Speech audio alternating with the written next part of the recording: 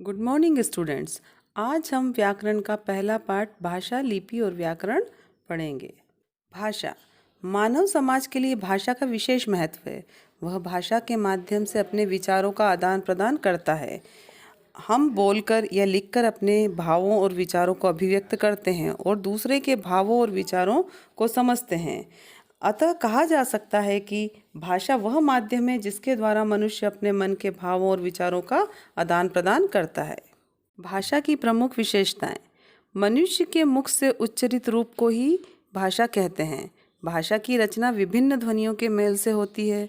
सार्थक शब्द ही भाषा की रचना करते हैं। हर भाषा का अपना अनुशासन, पद्धति और नियम सिद्धांत होते हैं। भाषा के रूप। मनुष्य अपने भावों को अभिव्यक्त बोलकर या लिखकर करता है। यह इस आधार पर भाषा के दो रूप हैं, मौखिक भाषा और लिखित भाषा। मौखिक भाषा मनोभावों को बोलकर प्रकट करना मौखिक भाषा है। मौखिक भाषा में स्थान, अवस्था आदि के अनुसार परिवर्तन आ जाता है। मौखिक भाषा अस्थायी होती है। उदाहरण के लिए टेलीफोन पर बात करना, भाषण देना, गाना गाना आदि मौखिक भाषा के अंतर्गत आते हैं। लिखित भाषा भाषा के लिखित रूप द्वारा लिखकर या पढ़कर विचारों का आदान प्रदान किया जा सकता है। भाषा का लिखित रूप स्थायी है। इससे मनुष्य अपने भावों और विचारों को आने वाली भावी पीढ़ियों के लिए सुरक्षित रख सकता है। उदाहरण के लिए समाचार पत्र, पत्रिका, कहानी पढ़ना, एसएमएस आदि लिखित भाषा के रूप हैं। भाषाओं के विभिन्न रूपों में से प्रमुख हैं मातृभाषा, राजभाषा, राष्ट्रभाषा, मानक भाषा, संपर्क भाषा, बोली आदि। मातृभाषा। भारत एक बहुभाषी देश है। हम सभी अपने घरों में प्रायः अलग अलग भाषा बोलते हैं। कोई पंजाबी, कोई तमिल, कोई बांग्ला, कोई मराठी या अन्य भारतीय भाषा। हाँ, भारत के अधिकांश लोग घरों में भी हिंदी भाषा बोलते हैं।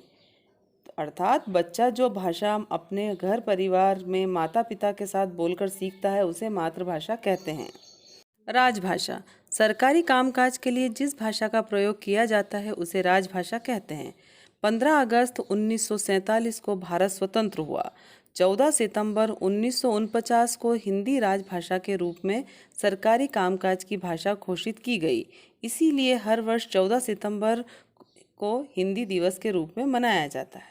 राष्ट्रभाषा भारत एक विशाल देश है जहां अनेक भाषाएं बोली जाती हैं। हिंदी देश के अनेक राज्यों में बोली और समझी जाती है। इसीलिए भारतीय संदर्भ में हिंदी को राष्ट्रभाषा भी कह सकते हैं। मानक भाषा यानी शुद्ध भाषा।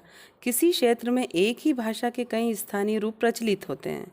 इनमें से जिस रूप का प्रचलन साहित्य, शिक्षा, व्यापार आदि क्षेत्रों में होता है वह भाषा का मानक रूप कहलाता है।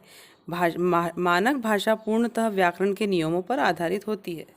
संपर्क भाषा अलग अलग भाषाओं को बोलने वाले लोग जिस भाषा में एक दूसरे से संवाद करते हैं वह संपर्क भाषा कहलाती है। भारत में अंग्रेजी और हिंदी संपर्क भाषाएं हैं। संपूर्ण भारत को एक सूत्र में बांधने में हिंदी भाषा की अहम भूमिका रही है। अंग्रेजी अंतर्राष्ट्रीय स्तर पर भी संपर्क भाषा का काम करती है। इसी विशाल भूभाग में बोली जाने वाली भाषा के कुछ क्षेत्रीय रूप भी विकसित हो जाते हैं जिन्हें बोली कहते हैं। कोई भी बोली विकसित होकर भाषा का रूप ग्रहण कर सकती है। भाषा बहुत बड़े क्षेत्र में बोली जाती है लेकिन बोली का क्षेत्र सीमित होता है। जैसे भोजपुरी, गढ़वाली, राजस्थानी, बुंदेलखंडी आदि भारत की कुछ प्रचलित बोलियां हैं। बच्चों, अब हम लिपि और व्याकरण के बारे में अगले पार्ट में पढ़ेंगे।